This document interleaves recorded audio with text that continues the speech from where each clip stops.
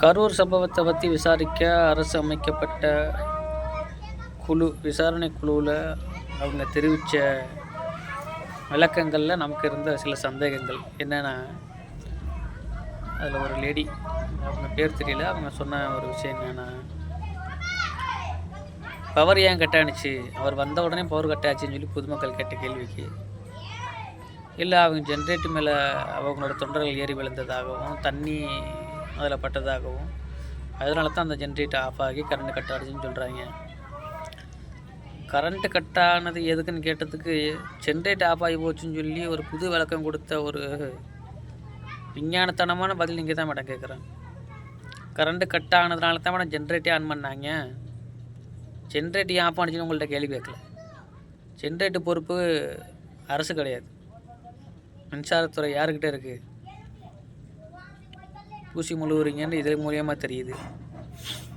அதுக்கு அடுத்தபடியாக நம்ம 10 ரூபா பாலாஜி அவர் சொன்ன ஒரு பதில் என்னன்னா,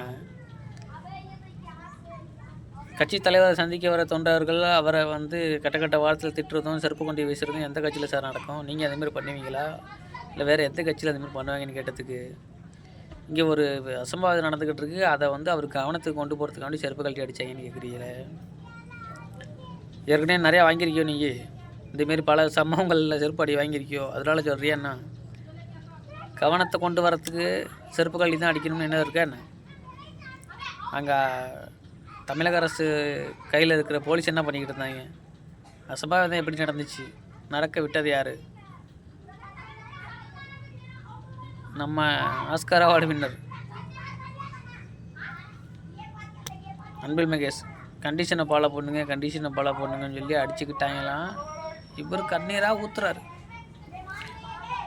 எத்தனை இடத்துல நீங்கள் போட்ட கண்டிஷனை உங்கள் கட்சிக்காரங்க ஃபாலோ பண்ணியிருப்பீங்க, இல்லை அரசு நீங்கள் ஃபாலோ பண்ணியிருக்கீங்க.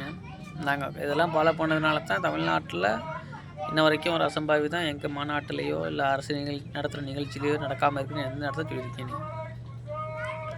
உங்களுக்கே தெரியும், கள்ளக்குறிச்சி மெரினா, அப்புறம் கவர்மெண்ட் ஆஸ்பத்திரியில் கொடுக்கக்கூடிய உப்பு சம்மந்தமான வியாதிகளுக்கு மாத்திரை இல்லைன்னு சொல்லி வர்ற நோயாளிகளை கெட்ட வார்த்தையில் சொல்லி விரட்டி வர்றதும் எங்கள் கட்சியில் தான் இருக்குது. அந்த துறையை நிர்வகிக்கிற யார் அந்த சார், அவர் என்ன பண்ணாருன்னு திமுகவுக்கு சொம்பு தூக்கிட்டு கிடந்த நான் உள்பட எல்லாருக்கும் தெரியும். நானும் திமுக விசுவாசி தான். இதனால் வரைக்கும் நானும் திமுக தான் ஓட்டு போட்டுக்கிட்டு இருந்தேன். விஜய் வந்ததுக்கப்புறமும் நானும் அப்படி தான் சொல்லிக்கிட்டு இருந்தேன். வெறும் சினிமா ரசிகர்ன்றதுக்காண்டி விஜய்க்கெலாம் ஓட்டு போட மாட்டேன்னு சொல்லிக்கிட்டு தான் இருந்தேன்.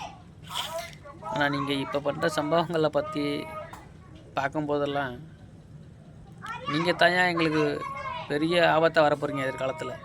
நீங்கள் பண்ணுற அரசியலையும் நீங்கள் பண்ணுற அராஜகத்தையும் பார்க்கும்போது உங்களை பார்த்தா தான் எங்களுக்கு பயமாக இருக்குது. பிஜேபிக்காரெல்லாம் உனக்கு காலுக்கு கீழே, உங்களை பார்த்தா தான் பயமாக இருக்குது எங்களுக்கு.